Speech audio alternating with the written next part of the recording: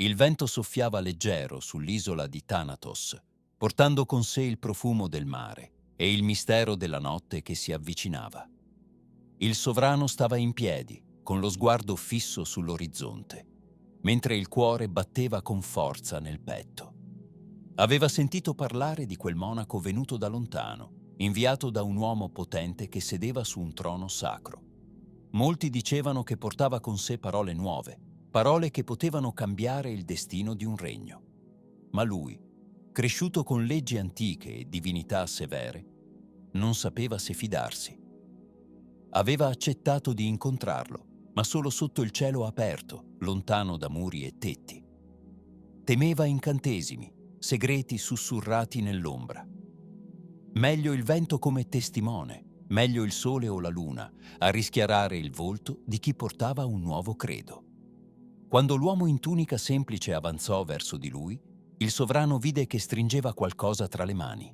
Non una spada, non un'arma, ma una croce d'argento che brillava alla luce calante.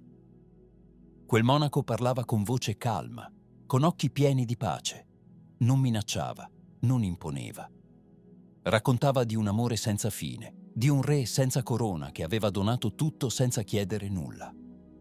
Il sovrano ascoltava e qualcosa dentro di lui iniziava a sciogliersi. Perché mai un uomo avrebbe dovuto morire per altri? Perché mai un re avrebbe scelto la povertà? Quella storia lo colpiva più di 1000 spade. Le notti passavano, le parole si ripetevano nel vento e il cuore del sovrano cominciava a cambiare. Non era solo per rispetto verso la donna che aveva sposato. Non era solo per la dolcezza con cui parlava quel monaco. Era per quella luce che sentiva crescere dentro di sé, come il sole che sorge dopo una lunga notte. Quando decise di accettare quel battesimo, non ordinò al suo popolo di fare lo stesso. Ognuno doveva scegliere il proprio cammino, senza paura, senza obblighi. Ma volle costruire luoghi sacri, volle che quelle parole trovassero casa sulla terra, che le voci di chi cercava Dio potessero salire libere verso il cielo. Il tempo passò, il suo nome venne pronunciato con rispetto e amore. Aveva guidato un regno con saggezza, aveva aperto le porte a una nuova speranza. Quando chiuse gli occhi per l'ultima volta, c'era pace sul suo volto.